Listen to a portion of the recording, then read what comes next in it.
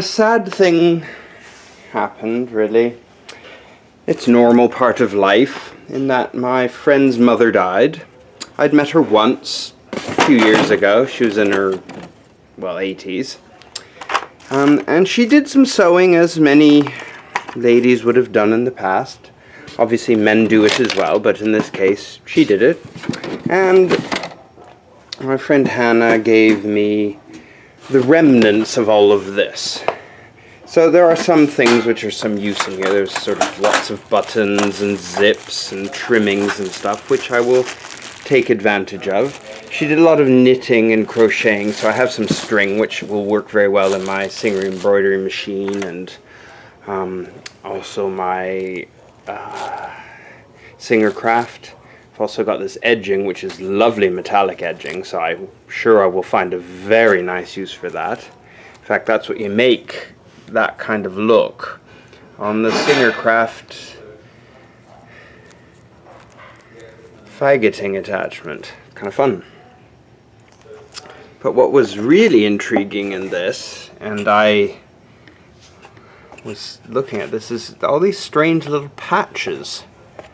So all these little strange patches, which are very colorful. I don't normally like a lot of bling, so I'm not sure what these are off of, whether she's made them. I have sort of seen these kind of things before. However, I'm thinking I could join them all together to make probably one of my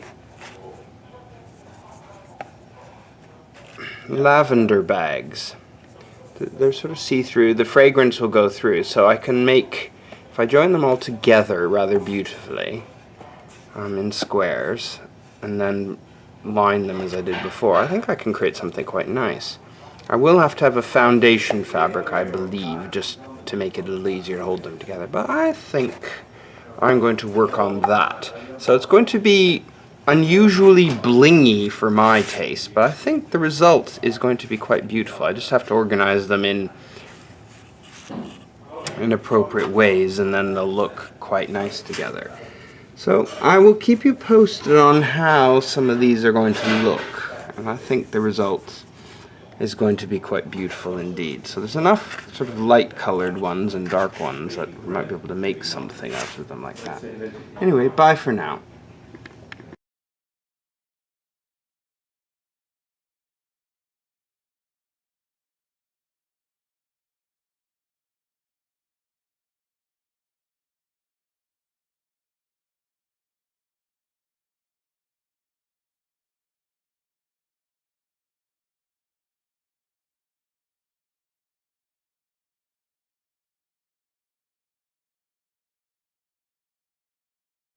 So in order to make this, I pin these onto tooling, so dark tooling, so it doesn't show up very well.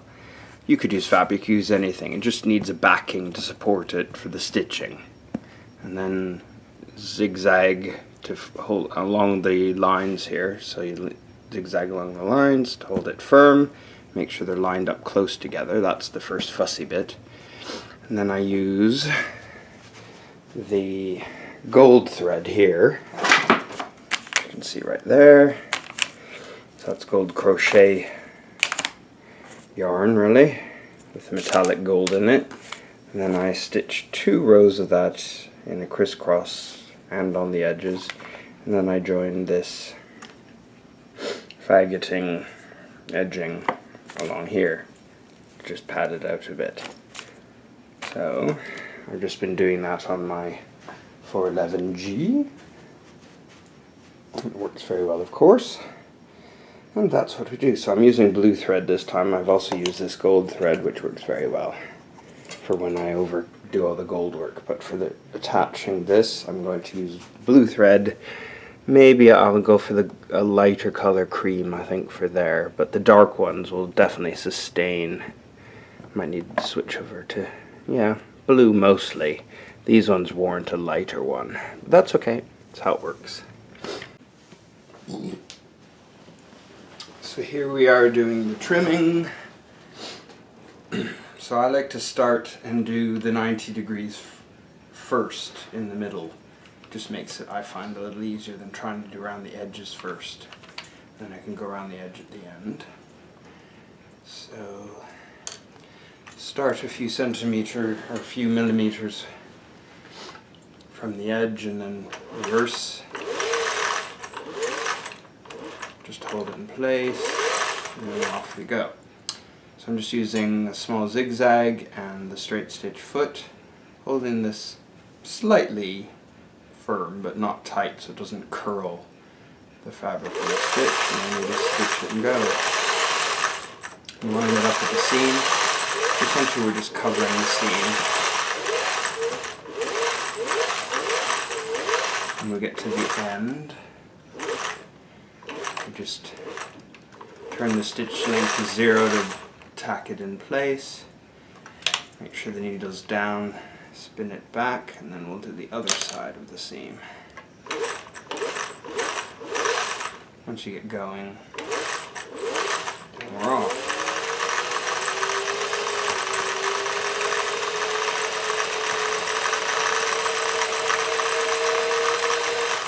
Okay, the end. Then go. So now we're just doing over the edge till we get to the next bit of the crisscross. Perfect. So secure stitching, turn, spin, and off we go again.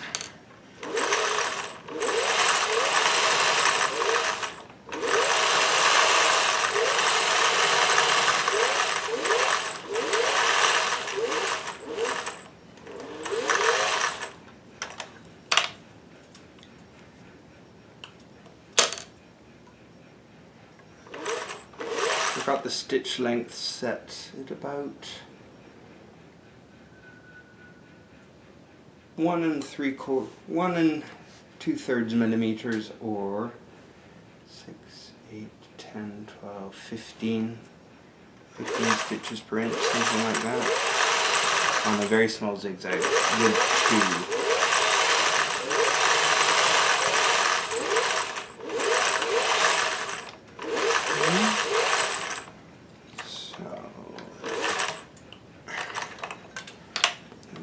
This edge.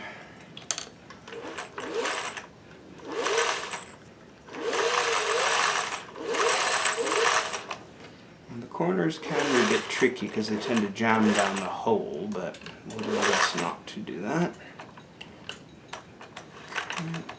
Good. Spin.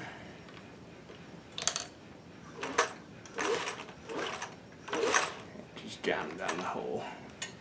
Can be a bit tricky, but that's okay, we'll do it. I need to get my stiletto out, but I don't have that, so I'll use the scissors to the end. Just hold that in place. There we go. And then off we go again.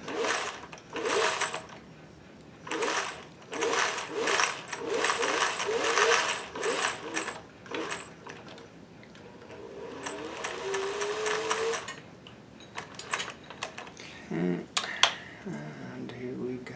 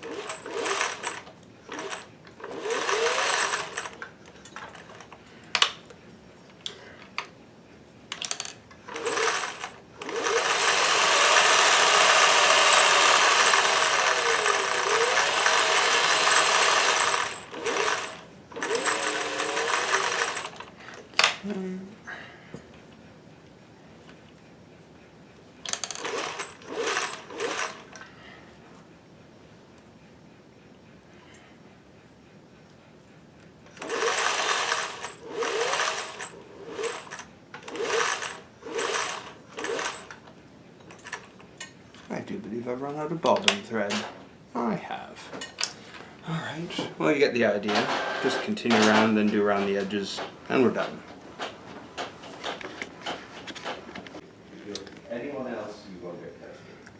So this is how the embroidery samplers have turned into once stitched together. These ones you can see I've trimmed with the gold.